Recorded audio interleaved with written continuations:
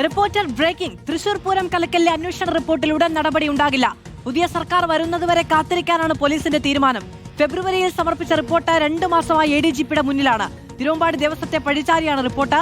കേന്ദ്രമന്ത്രി സുരേഷ് ഗോപിയുടെ ഇടപെടലിനെക്കുറിച്ചും റിപ്പോർട്ടിൽ സംശയം ഉയർത്തുന്നു. പോലീസിന് ക്ലീൻ ചിറ്റ് നൽകുന്നതാണ് റിപ്പോർട്ട്. ഹരിമോഹനും ജേസൺ ചാമോളപ്പിലും വിവരങ്ങളുമായി നമ്മളോടൊപ്പം ചേരുകയാണ്.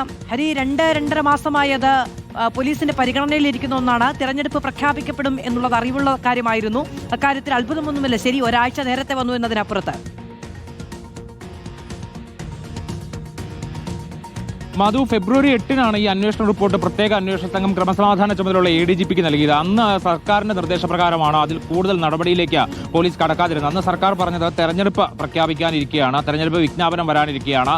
അങ്ങനെയുള്ള ഘട്ടത്തിൽ ഇതിൽ തുടർ നടപടി സ്വീകരിക്കുക. തുടർ നടപടി എന്ന് പറയുമ്പോൾ അതിനകത്ത് പല രീതിയിൽ തുടർ നടപടി ഉണ്ടാകാം. ആരെങ്കിലും പ്രതി ചേർത്തുകൊണ്ട് കൂടുതൽ അന്വേഷണത്തിന് നിർദ്ദേശിക്കാം, അതല്ലെങ്കിൽ കോടതിയിൽ സമർപ്പിക്കാം. അപ്പോൾ അങ്ങനെ ഒരു റിപ്പോർട്ടിൽ ഇത്തരത്തിലൊരു നടപടി സ്വീകരിച്ചു കഴിഞ്ഞാൽ അത് തെരഞ്ഞെടുപ്പ് കാലത്ത് വലിയ വിവാദമാവുകയും ഒരുപക്ഷെ തിരിച്ചടിയാകാനുള്ള സാധ്യതയും ഉണ്ടെന്ന് കണ്ടുകൊണ്ടാണ് ആദ്യത്തെ ഹോൾഡ് അവിടെ ഉണ്ടായത്. പക്ഷേ തെരഞ്ഞെടുപ്പ് കഴിഞ്ഞിട്ടും അതിൽ നടപടി ഉണ്ടാകില്ല എന്നുള്ളത് ഏറെക്കുറെ വ്യക്തമായി. ഇനിയിപ്പോൾ ഇവിടെ ഈ നിലവിലത്തെ സർക്കാരിന്, കാവൽ സർക്കാരിന് പ്രത്യേകിച്ച് റോളില്ല. അതിൽ പോലീസിന്റെ തലപ്പത്തെടുത്ത തീരുമാനമാണ്. ഇനിയിപ്പോൾ തൽക്കാലം വളരെ വേഗത്തിലുള്ള ഒരു നടപടിയിലേക്കൊന്നും കടക്കേണ്ടതില്ല.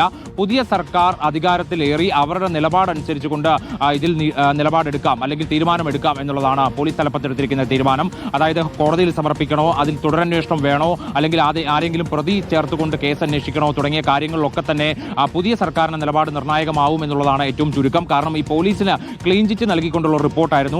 പക്ഷേ അപ്പുറത്ത് അതിനേക്കാൾ ഗുരുതരമായ ചില സ്ഥിതിവിശേഷമുണ്ട്. അതായത് തിരുവമ്പാടി ദേവസ്വത്തിന്റെ രാഷ്ട്രീയ ബന്ധങ്ങൾ പരാമർശിച്ചുകൊണ്ട് ആ രാഷ്ട്രീയ ബന്ധങ്ങൾ ഈ പൂരം കലക്കലുമായി ബന്ധപ്പെടുത്തിക്കൊണ്ടുള്ള ഒരു റിപ്പോർട്ടാണ് ഈ സമർപ്പിച്ചിരിക്കുന്നത്. മാത്രമല്ല കേന്ദ്ര ജേസൺ ചാമോളപ്പിൽ കൂടിയുണ്ട്. ജേസൺ, അപ്പോൾ ആ തൃശ്ശൂരിലെ ഒരു പ്രത്യേക സാഹചര്യം കൂടി കണക്കിലെടുത്തുകൊണ്ടുള്ള വിവരങ്ങൾ നമുക്കതിൽ നൽകും. ജേസൺ, അങ്ങനെ ദേവസ്വത്തെ പ്രതിക്കൂട്ടിലാക്കാൻ കഴിയുന്ന നില സ്വീകരിക്കാൻ കഴിയില്ല എന്ന വലിയ വിമർശനം മുന്നണികളുടെ എല്ലാ ഭാഗത്തു നിന്ന് പോലീസ് റിപ്പോർട്ടിനെതിരെ ഉയർന്നൊരു സാഹചര്യം ഉണ്ടായിരുന്നു തെരഞ്ഞെടുപ്പിന് മുമ്പ്. സ്വാഭാവികമായും അതുകൊണ്ടായിരിക്കും ആ തരത്തിൽ നടപടിയിലേക്ക് പോകേണ്ടതില്ല എന്നൊരു തീരുമാനം ഇലക്ഷന് മുൻപ് കൈക്കൊണ്ടത്. മാധു, കഴിഞ്ഞ ലോക്സഭാ തെരഞ്ഞെടുപ്പ് നടക്കുന്ന സമയത്തായിരുന്നു പൂരം കലക്കൽ വിവാദമുണ്ടായത്. അതിനുശേഷം കഴിഞ്ഞ വർഷത്തെ പൂരം സമാപിച്ചു. ഇത്തവണത്തെ പൂരം 26-ാം തീയതി നടക്കാനിരിക്കുകയാണ്.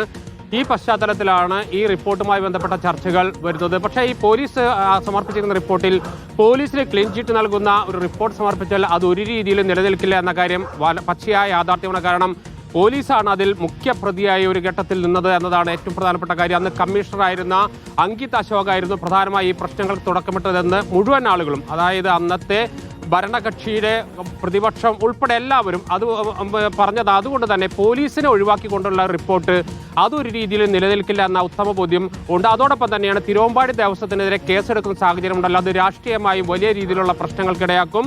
തൃശ്ശൂരിൽ പ്രത്യേകിച്ച് അത്തരമൊരു നീക്കം ഉണ്ടാകുന്നത് ആരാണോ അത്തരം റിപ്പോർട്ട് സമർപ്പിച്ച് അതിനുവേണ്ടി മുന്നോട്ട് പോകുന്നത് അവർക്ക് വലിയ തിരിച്ചടി ഉണ്ടാകുമെന്ന തിരിച്ചറിവുണ്ട്. ഈ പശ്ചാത്തലത്തിലാണ് ഈ റിപ്പോർട്ട് പൂഴ്ത്തിവെക്കാൻ തീരുമാനിച്ചിരിക്കുന്നത്. ഈ റിപ്പോർട്ട് ഇനിയും വെളിച്ചം കാണാൻ ഇടയില്ല. കാരണം വെളിച്ചം കാണണമെങ്കിൽ അതിൽ എല്ലാവരും കൂടി ഉൾപ്പെട്ടുകൊണ്ടുള്ള ഒരു റിപ്പോർട്ടിന് മാത്രമേ പ്രസക്തിയുള്ളൂ. പോലീസിനെ ഒഴിവാക്കിക്കൊണ്ട് തിരുവമ്പാടി ദേവസ്വം മാത്രം കുറ്റപ്പെടുത്തിക്കൊണ്ടുള്ള റിപ്പോർട്ട് നിലനിൽക്കില്ല എന്ന നിയമോപദേശം ലഭിച്ചിട്ടുണ്ടാകും. ഏതായാലും ഈ റിപ്പോർട്ട് ഇനി ആര് ഭരണത്തിൽ വന്നാലും അതിനൊരു പരിധി വിട്ട് ജീവൻ വയ്ക്കുമെന്ന് നമുക്ക് പറയാനാകില്ല. മധു, ശരി. ഹരിമോഹനും ജേസൺ ചാമോളപ്പിലുമാണ് വിവരങ്ങൾ നൽകിയത്.